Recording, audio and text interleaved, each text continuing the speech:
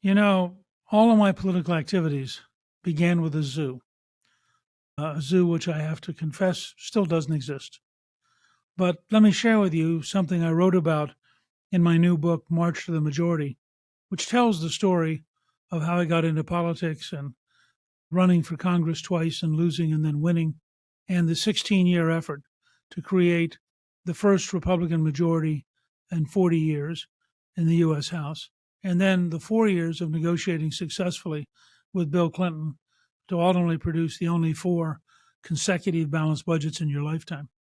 It all began on an August afternoon when I was about 11 years old, and my mother said, that I could ride the trolley, which then existed between Hummelstown and Harrisburg, and I could go up and see a movie, but then I had to come home.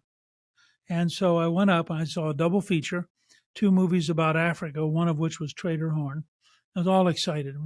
Lions and zebras and giraffes and elephants. So I came out of the movie theater and I saw a sign right next to the movie theater. This is one of those things that led me to be a historian because you couldn't figure this out as a social science trajectory. This was just a weird, rare fact. And the sign said City Hall, and it pointed through an alley. And I stood there and I thought, I'm supposed to go get in the trolley and go home. But my grandmother had always said that I should be a good citizen and I should do my duty. So I walked through the alley and I went to the old Harrisburg City Hall, which was an old brick building even back then. I walked up the front steps and then walked into the receptionist who looked up at this, little kid late on I think it was a Friday afternoon. And I said, I'm here to see about a zoo. And she looked at me like I was nuts and said, well, I'll bet that's the Parks and Recreations Department. It's on the second floor. So I remember walking up these old wooden stairs and I got to the door that said Parks and Recreation and I went in and the nice lady there said, well, why are you here? And I said, well, I'm here to see about a zoo. And she said, well, the director is not here this afternoon, but I know he'd love to see you. But his assistant is here. Well, his assistant was a career civil servant. And I went in to see him and he said, no, what are you doing? And I said, I think Harrisburg should have a zoo. And he said, well, let me show you. We used to have a zoo. He pulled out these records and he said, now, we had lots of animals before World War II. And when rationing occurred during World War II, we closed the zoo. So he showed me what it cost to feed a lion in the late 1930s and what it cost to feed a zebra. And that was all fascinating, as you can imagine, to an 11-year-old. And then he said, no, look, you need to come, if you really want to get a zoo, you need to come back on Tuesday. And the city council meets. You need to go to the meeting, wait your turn. And when it's your turn, you need to stand up and tell them why Harrisburg needs a zoo. And I said, okay, I'll do that, I guess. That's what I'm supposed to do. That's doing your duty. At which point, and this is why, again, I'm a historian, because you couldn't make this stuff up. He picks up the phone and he calls my grandmother, who he had dated 40 years earlier. And he said, Newtie's here in my office. He's fine. I'm going to put him in a taxi and send him home. But he has to come back on Tuesday and he has to talk to the city council.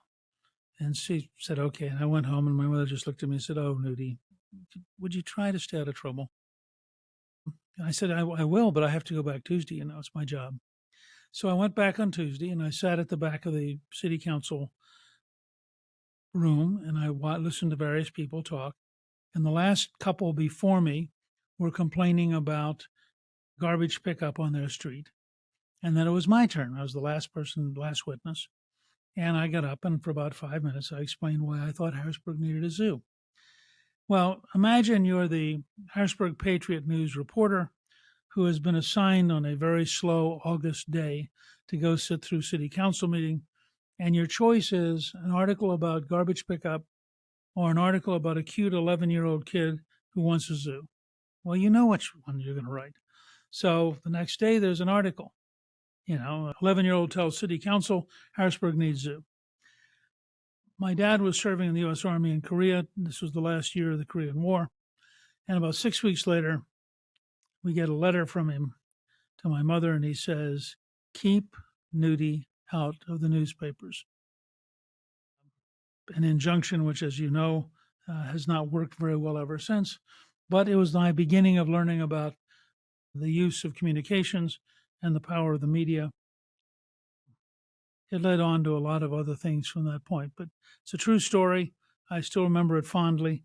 And I remember very well how nice that man was and the fact that he was apparently fond of my grandmother and he took good care of me.